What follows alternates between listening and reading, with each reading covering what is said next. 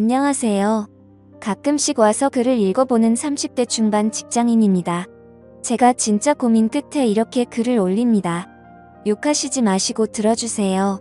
저는 대학 졸업 후 취직한 직장에서 어느 정도 안정된 직급에 올라 자리를 잡았고, 지금의 아내는 대학 졸업 후 제가 근무하는 직장 부서의 신입사원으로 입사를 했습니다. 눈에 띄게 단아하고 예뻤던 아내는 첫 회식 자리에서 한눈에 저를 사로잡았습니다. 계속되는 업무 외로 간간히 마주치면서 직장 내에서 인기도 많고 배려심 많은 아내에게 호감을 갖게 되었고, 계속된 대쉬의 사내 커플로 발전하게 되었습니다. 연애를 시작하면서 저는 더욱더 아내와 결혼해야겠다는 생각이 커져갔습니다. 만나면 만날수록 아내의 청순한 외모와 착한 마음씨, 그리고 멋지고 당찬 모습에 반하였고 너무도 사랑했습니다. 그 뒤 지금은 결혼한 지 1년 정도 되었습니다. 제가 장모님을 처음 뵀던 날, 그러니까 아내의 본가에 결혼 허락받으러 인사를 갔습니다. 결혼 전에 장모님 장인어른을 뵈러 갔을 때만 해도 장모님에 대한 이런 감정은 전혀 없었습니다. 그 전까지 여러 번 아내로부터 장모님에 대해 이야기를 들어왔고 실제로도 그런 분이셨습니다. 나이에 비해 훨씬 동안인 얼굴에 20대에 가까운 완벽한 몸매, 그리고 눈가엔 항상 눈웃음이 끊이질 않았습니다. 젊으셨을 때 남자들에게 인기를 많이 받으셔서 능력 좋으신 장인어른께서 열정적으로 결혼을 추진하셔서 20대 초반에 결혼을 하시고 제 아내를 낳으셨답니다. 장모님께 한눈에 반한 장인어른이 장모님이 아니면 안 되겠다고 바로 장인어른의 본가에 인사를 시켰고, 장인어른은 더군다나 장모님 지인분들과도 충분히 깊은 관계에 있어서 만날 때마다 대놓고 결혼할 사이라고 양가에 이미 허락을 받았다면서 소문을 다 내셨다네요. 그만큼 장모님을 놓치기 싫으셨단 거죠. 그리고 장모님 댁에선 어디 하나 부족한 거 없고 너무도 적극적인 장인어른을 흡족해 하셨답니다. 뿐만 아니라 지금도 여유로우시지만 더 풍족하셨던 장인어른은 온갖 뇌물과 한심으로 장모님 댁 식구들을 꽉 잡고 있어서 장모님은 그러한 분위기에 휩쓸려 당연히 결혼해야 하는 것 마냥 등 떠밀리듯이 결혼을 순식간에 하셨답니다. 그렇기 때문에 저하고 나이 차이가 10살도 안 되시는 나름 젊은 장모님이십니다. 우리 장모님은 영화 배우 이영애를 닮아서 아우라가 풍기는 그런 이미지이십니다. 외모도 아주 닮으셨습니다. 눈이 부실 정도로 새하얀 피부에 붉으스러운 입술, 곱고 가느다란 짙은 눈썹, 더 이상 설명 안 해도 장모님이 어떠신지 상상이 가시죠. 그런데 그런 장모님은 저의 아내가 참 많이 닮은 것 같습니다. 커다란 눈과 오똑한 콧날에 긴 목선까지 말이죠.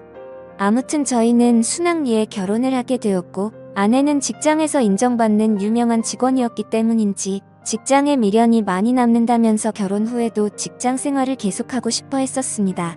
저는 아직 아이 계획이 없으니 원하면 그리하라고 응원을 해주었네요.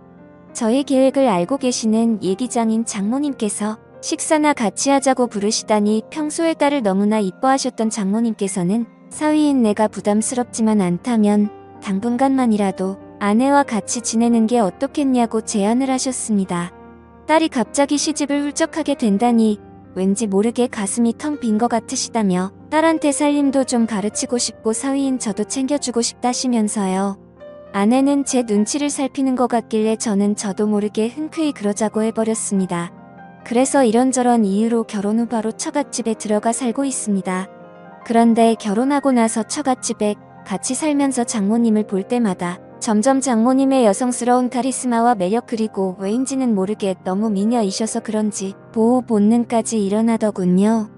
한마디로 미치겠습니다. 몇 달 전에는 장모님께서 샤워를 하시고 머리를 말리지 않고 나오셔서 부엌에 물을 마시러 오셨는데 그때 저와 눈이 딱 마주치고 말았습니다. 전 정말 말로 표현할 수 없는 감정을 느꼈습니다. 온몸이 찌릿하다고 해야 할까요? 저도 모르게 그 순간 장모님이 여자로 느껴졌습니다. 이러면 안 되는 거 알면서도 그때 그 모습이 자꾸 떠오르더라고요. 장모님께서는 음식 솜씨도 보통이 아닙니다. 나름 까다롭다는 제 입맛을 그냥 사로잡아 버리십니다.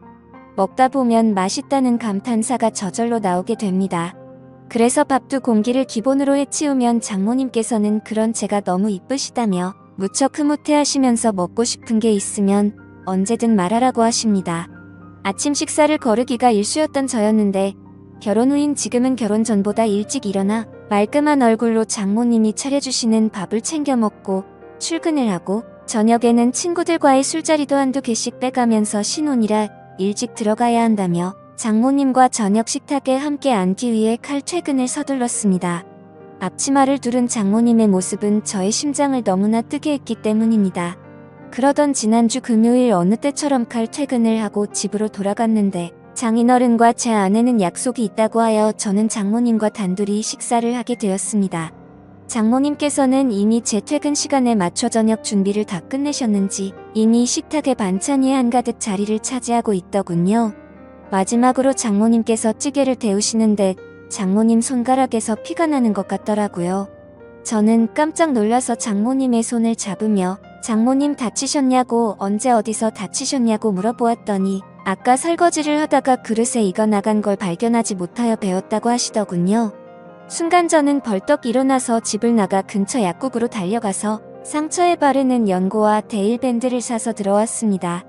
장모님께서는 밥 먹다 말고 어디 다녀오냐고 놀라 물으셨고 저는 그런 장모님을 의자에 앉힌 뒤 장모님 상처부터 치료하고 식사해요.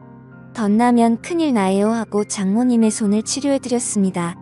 데일밴드까지 붙이고 난 후 장모님과 다시 저녁을 먹는데 비록 찌개는 차갑게 식었지만 제 가슴은 따뜻했습니다. 아니 뜨거웠습니다. 다시 한번 그 손을 잡을 수 있다면 하는 생각이 들던 그때부터일까요? 저는 장인어른과 장모님이 함께 대화를 나누시는 모습을 보면 장인어른이 너무 부러웠습니다. 식사 후 산보를 즐기시는 장모님께서 식사 후 같이 산보를 권하셔서 같이 나간 적이 많습니다. 그러면 장모님은 장인어른과 팔짱을 자주 끼시고 손도 꼭 잡으십니다. 물론 얼굴에 땀도 닦아주시더군요. 그런 장인어른을 보고 있으면 제가 장모님 옆에 있었으면 하고 말도 안 되는 상상을 합니다. 길 가다가 맛있는 게 보이면 아내보다 장모님이 먼저 생각납니다. 그래서 들어오는 길에 장모님이 좋아하시는 과일도 사들고 들어오게 되고 그럼 또 장모님께서는 솜씨 좋게 과일을 까가주시며 우리 사위가 최고라고 칭찬을 해주십니다. 장모님은 요리하는 걸 참 좋아하시는데요. 주말엔 요리를 배워보겠다고 제가 나섰습니다. 장모님께서는 나한테 배울 게 뭐 있느냐면서도 간단하게 편하게 먹을 수 있는 요리며 술 안주 등을 몇 가지 가르쳐 주셨습니다. 옆에서 요리도 하고 설거지도 같이 하면서 신혼부부 같다는 느낌이 드는데 그저 그 순간이 잘못됐다는 생각보다도 그저 행복했습니다. 이번 주말엔 제가 장모님께 배운 요리라며 나름 근사한 저녁을 선사했습니다.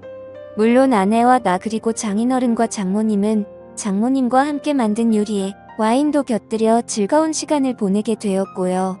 와인 두 잔에 장모님 얼굴이 발그레 달아오르시는데 장인어른께선 그런 장모님을 아직도 많이 사랑스러워 하시는 것 같았습니다.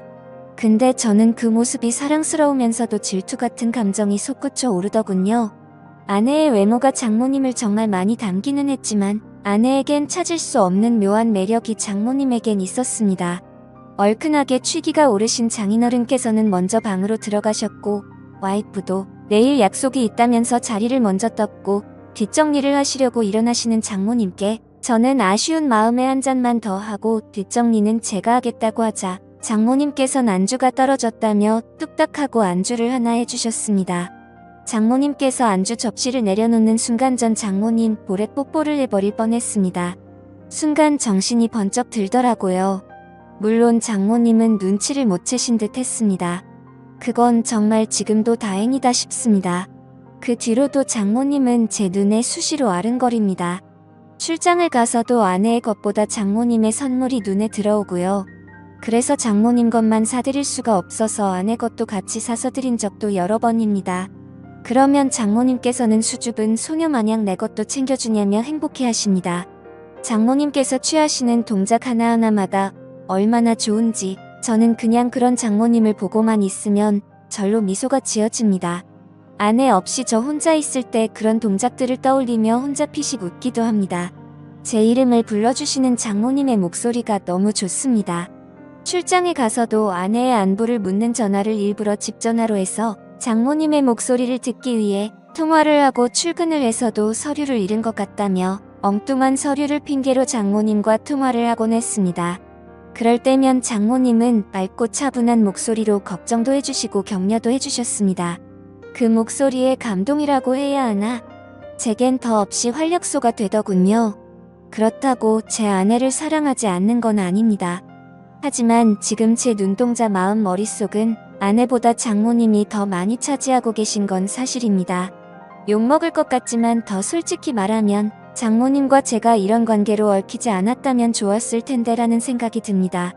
장모님의 남자가 되고 싶은 마음이 없지는 않습니다. 그런데 불가능한 건 압니다. 잘합니다. 독한 마음에 몇 개월 뒤에 분가를 할까 생각도 합니다만 그렇다고 지금의 제 마음이 사라질까요? 평생 보고 살아야 하는 장모 사위 관계인데 언젠간 제가 장모님을 봐도 아무렇지도 않을 날이 올까요?